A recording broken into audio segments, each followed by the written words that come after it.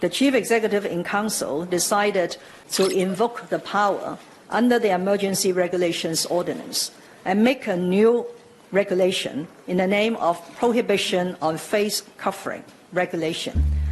The new regulation came into effect on October the 5th as part of the government's latest effort to address the months-long protests that have rocked Hong Kong. People who break the regulation face a 1-year prison sentence and a fine of up to 25,000 Hong Kong dollars, which is around $3,250 US. Hong Kong is not the first place in the world to impose a mask ban. Similar laws have been imposed in at least 15 countries, including the United States, Canada, and France.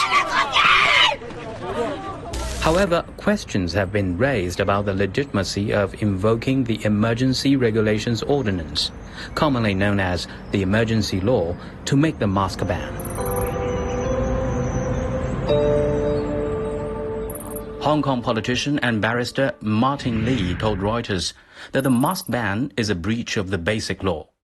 But is it really the case? Of course, the Basic Law authorizes the Legislative Council to enact law.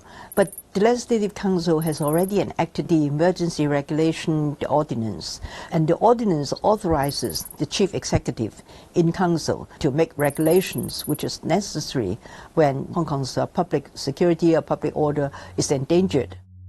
One of the questions being asked is whether the Emergency Regulations Ordinance is still law, since it was enacted before Hong Kong's return to China. 香港基本法第18条规定了香港现有的法律是包括香港原有法律的。 Article 18 of the Basic Law refers to Article 8 of that same law. Article 8 says that laws in place from before Hong Kong's return to China are still valid. But there's an exception for past legislation that contravenes the Basic Law. 全国人大常委会之前做出了一个就是原有法律和香港基本法是否抵触这么一个处理，然后紧急法呢是不在列的，它是香港现有的有效的法律。香港特区政府依据紧急法授予的权利制定禁止蒙面法是有法律依据的。禁止蒙面法它属于附属性法律，而附属性法律往往是先制定后审议，所以说从程序上而言呢，我认为也是符合香港的立法程序的。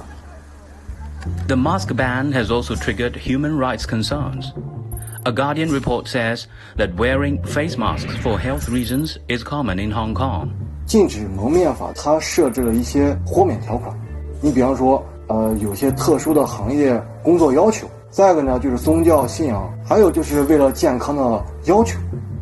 At the press conference announcing the introduction of the mask ban, Hong Kong Chief Executive Carrie Lam said the objective of the regulation is to end violence and restore order.